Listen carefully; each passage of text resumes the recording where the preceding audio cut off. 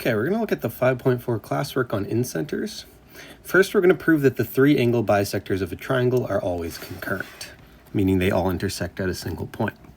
So we're going to start with a diagram of a triangle, which we can call triangle ABC. If I construct two of the angle bisectors, it should be clear that they will meet at some point within the triangle P. It's impossible for those angle bisectors to be parallel if they are both within the triangle, so they have to intersect in a point. And even more so, because of the fact that they're bisecting the angles, they actually are going to intersect inside the triangle for sure. And so we're going to call this point P the place where the two angle bisectors intersect. Now, by the angle bisector theorem, we can say that point P must be equidistant from BC and AC. The angle bisector theorem says that any point on an angle bisector is equidistant from the two sides. Distance defined as the perpendicular distance, and so that means that we can put a point here, let's call it D, point here E, and we can say PD must be congruent to PE by the angle bisector theorem. Additionally, if I look at point P, it must be equidistant from BA and AC. And so this distance PE must also be equidistant to the side BA. So I can put this point F. And so I can say PF must be congruent to PE. And again, that's the angle bisector theorem. Then through the transitive property, I can say that PF must be congruent to PD, because PD is the same as PE, PF is the same as PE, so by transitive they must be congruent to each other. I can say transitive. Thus, we can say BP, the ray BP here, P must lie on the angle bisector, is on angle bisector of angle ABC. And so that's the third angle bisector must also go through that point. And that's the angle bisector theorem converse. So by the converse, we say if P is equidistant from the two sides, PD and PF must be congruent. It is equidistant from the two sides of this larger angle. That means it must lie on the angle bisector of that angle. And therefore, we can show that all three angle bisectors must be concurrent by transitive property. Okay, an inscribed circle is a circle inside a polygon such that its edges exactly touch. Okay. I'm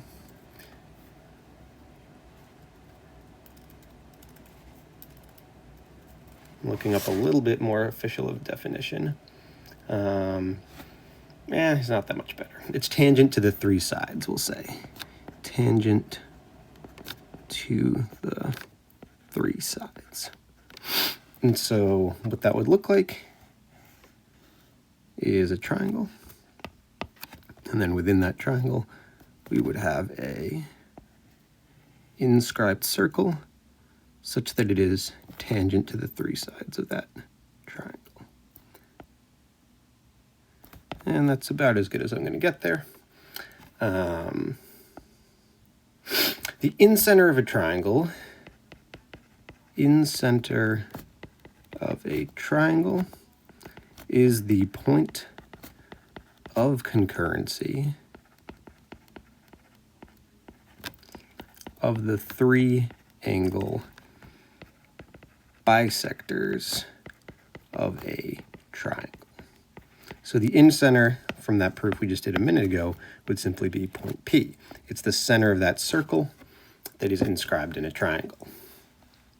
And that's sort of our idea here, is that if I have an inscribed circle, that represents all the set of points equidistant from some center point, and it is where the angle bisectors meet. And you could do it with any two, or you could do it with all three. And that is the definition of the incenter of a circle. So the triangle incenter theorem just says that the triangle incenter is equidistant from three sides. So we're basically given the triangle incenter is point of concurrency of the three angle bisectors of a triangle. So to prove this theorem, we're basically doing the same thing we did in the first one, except this time we know for a fact that there is a point of concurrency. So we draw an angle bisector, we draw an angle bisector, we draw an angle bisector.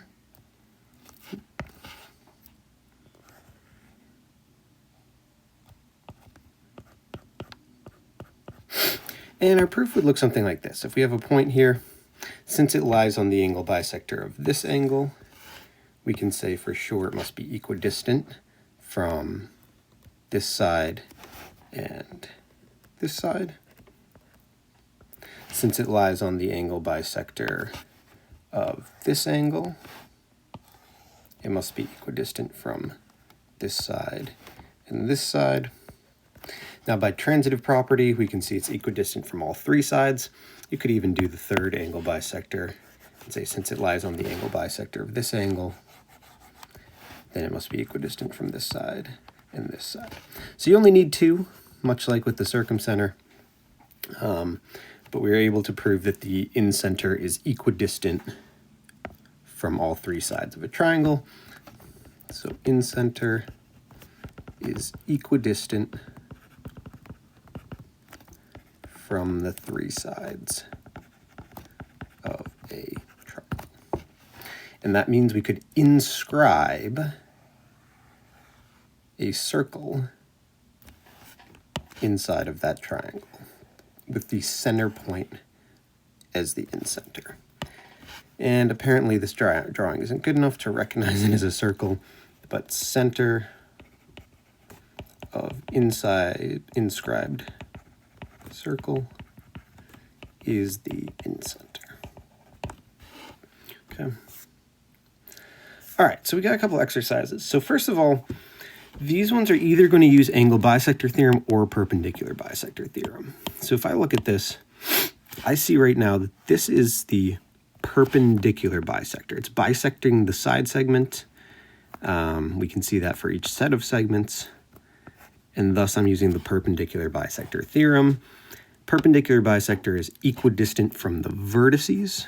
So this BP is 6, meaning that PC must also be 6, PA must also be 6. Okay, so PC equals 6, and I'm using, you could say perpendicular bisector theorems, but they all intersect at that point of concurrency. So I'm just saying circumcenter, triangle, circumcenter theorem is how I know this. I look to my next diagram. I see, again, we have perpendicular bisectors of the sides, meaning that point P is equidistant from the vertices. You can see that it is 15 from PB. Therefore, PC must also be 15. Therefore, PA must also be 15. So we're going to say PA or AP equals 15. And again, we're going to say triangle circumcenter theorem. In diagram number 3, I can see that I have the angle bisectors this time, as marked in the diagram. That means that this point is the incenter, and I'm looking for length MP, which is the distance from that incenter to the side. By the angle bisector theorem, I know it's equidistant to the side, and all of these three distances should be the same. I could inscribe this circle inside the triangle, but by this I know that I have 11, MP must be 11, LP must be 11. So MP equals 11, and my reason is triangle incenter theorem. The circumcenter, which we had in the other two, would be the triangle's circle that circumscribes the triangle. And this one's outside the triangle, so it would maybe look a little something like this. A little messy, but you get the idea. Find the coordinates of the circumcenter of a triangle with vertices A, B, and C. Okay, so we're going to pick any two pairs of points, calculate the perpendicular bisector through those points. So let's start with AB. We want midpoint, we want slope, and then we want equation. So midpoint of AB, we're going to do 4 plus 14 over 2, which is 9. We're going to do 12 plus 6 over 2, which is also 9. Slope, we would do 6 minus 12 over 14 minus 4, which is negative 6 over 10 is negative 3 over 5, which is perpendicular to positive 5 over 3. Our equation then we could write as y minus 9 equals 5/3 x minus 9. For our second pair of coordinates, I'm just going to use BC. Midpoint, 14 plus negative 6 is 8, divided by 2 is 4. 6 plus 2 is 8, divided by 2 is 4. Our slope, I can do 6 minus 2 over 14 minus negative 6, which is equal to 4 over 20, which is equal to 2 over 10, or 1 over 5, which is perpendicular to a slope of negative 5. From here, I can get the equation of my line. So equation y minus 4 equals slope of negative 5, x minus 4. Now I have my two equations of my perpendicular bisectors. I simply need to set them equal and solve. So I will take this, and I'll take this. I need to isolate y, so I'll get y is equal to, distribute in 5/3, and I get 5/3 x. 5/3 times negative 9 is minus 45 over 3. Add 9 to both sides. And combining this 9, if I multiply by 3/3, is going to be equal to 27 over 3. Combining negative 45 and 27, we should expect to get negative 18 over 3 or negative 6. So I get 5/3 x minus 6. From this equation, I distribute the negative 5. I get y is equal to negative 5x plus 20. And I add 4 to both sides plus 4. So I get negative 5x plus 24. Setting these equal to each other, I would get 5/3 x minus 6 equals negative 5x plus 24. Many different techniques for dealing with that fraction. I'm going to go ahead and multiply my entire equation on both sides by 3. And I'm going to end up canceling, distributing. So I get 5x minus 18 distributes equals negative 15x plus 72. Bringing x to the other side, I get 20x. Bringing negative 18 to the other side, I'm going to get is equal to 90. And so I'll get x is equal to 9 halves, or 4.5.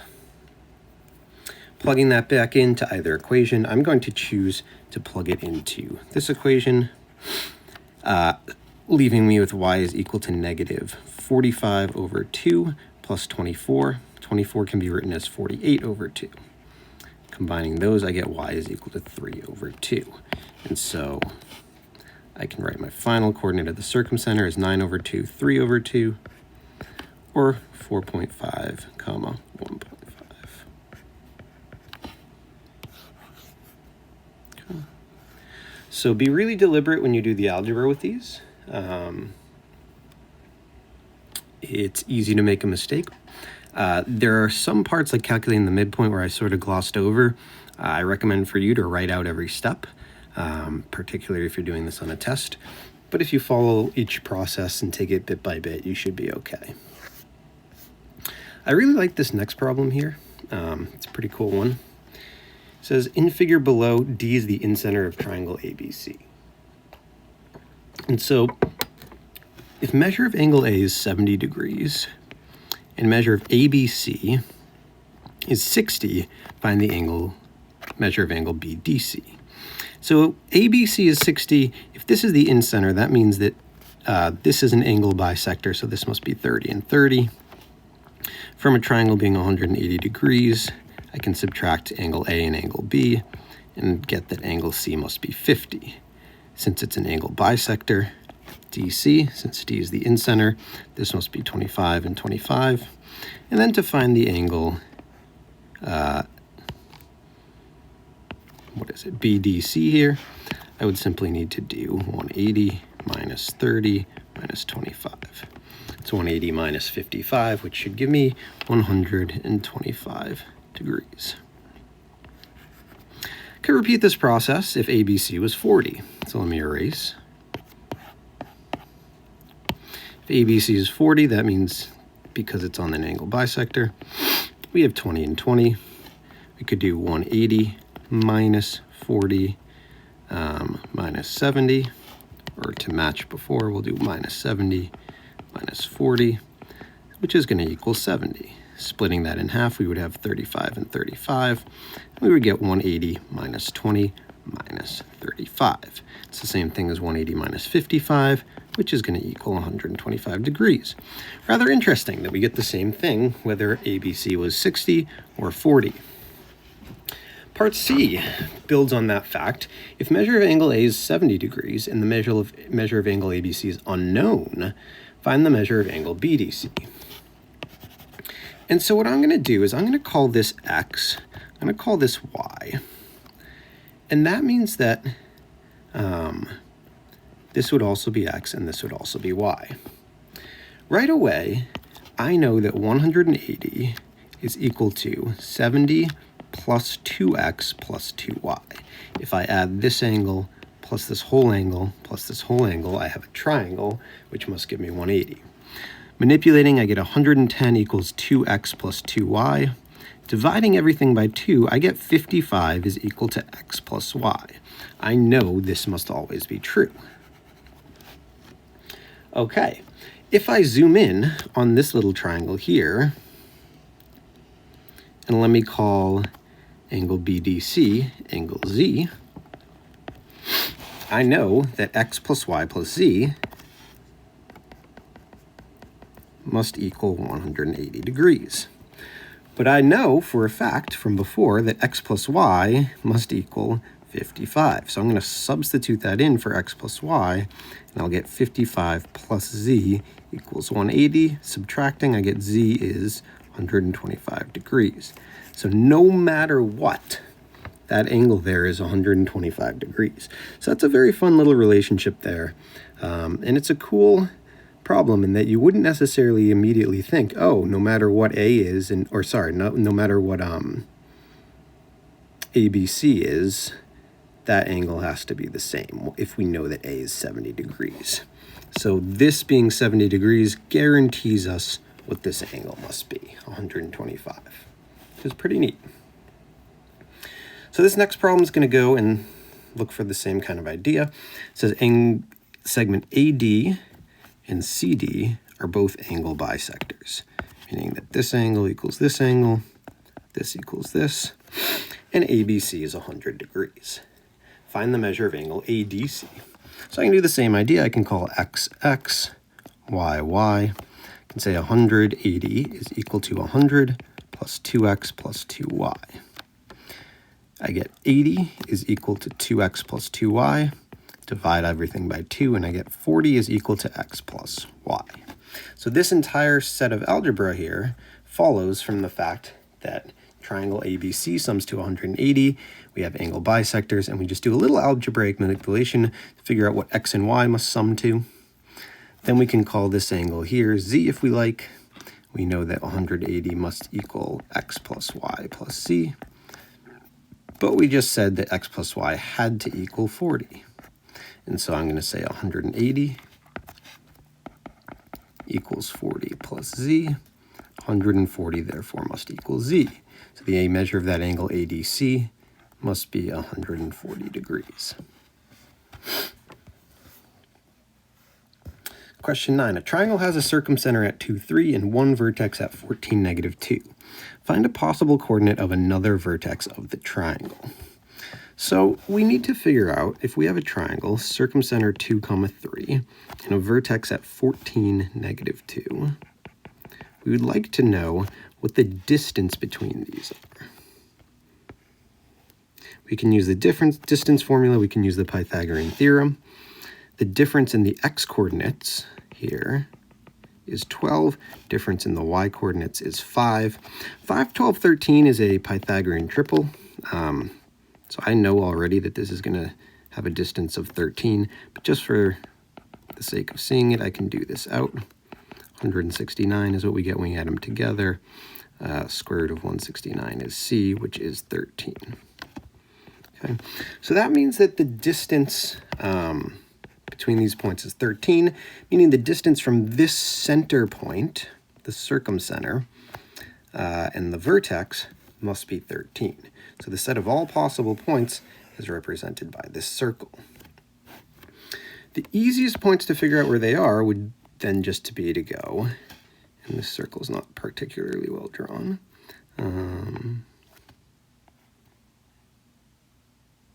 It's a little bit better. Would either just to be go straight up, so I could have the coordinate 2, 16. If I just go up 13 and add it to the y-coordinate, I could just go to the right. And if I go to the right 13, that would give me the coordinate 15, 3. Could go to the left, so I have the 2, 16 could work.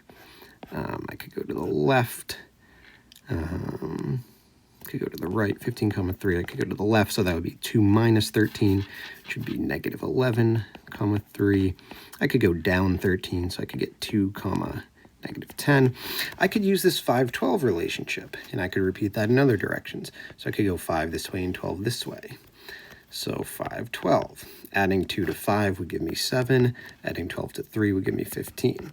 So I could do that to produce a number of coordinates. I could write the set of all possible coordinates using the equation of a circle. If my center 2, 3 is like hk, I could say x minus 2 squared plus y minus 3 squared is equal to my radius squared, or is equal to 13 squared, which is 169. Could I find a non-integer coordinate? I certainly could. So I could plug any value in for x and y and solve for what it would make x or y. So for example, say I wanted to plug in, let's say 0 for x. So I could do 0 minus 2 squared plus y minus 3 squared is 169. 0 minus 2 is 2, square it, you get 4. 4 plus y minus 3 squared is equal to 169. Subtract 4 from both sides, and I'm going to get y minus 3 squared is equal to 165. I can square root both sides to get rid of the squared, and I will get y minus 3 is equal to the square root of 165. Add 3 to both sides, and I will get y equals 3 plus the square root of 165, which I'm welcome to turn to a decimal. Square root of 165 is about 12.85. So I could say y is approximately equal to 15.85. So I could have this coordinate when x is 0, y is about 15.85, or exactly 3 plus 1 square root of 165. And I could do this for any x I choose. I can plug in some x and figure out what that makes y. Or I could plug in a y, figure out what that would make x. So it's something we could do there. And let's see, the circumcenter of a triangle is at the point 1, 4. Distance from each vertex to the circumcenter is 5. How many points xy could you find that could be one of the vertices of the triangle? And so because we've learned the equation of a circle, when I made this worksheet last year, I hadn't really learned the equation of a circle.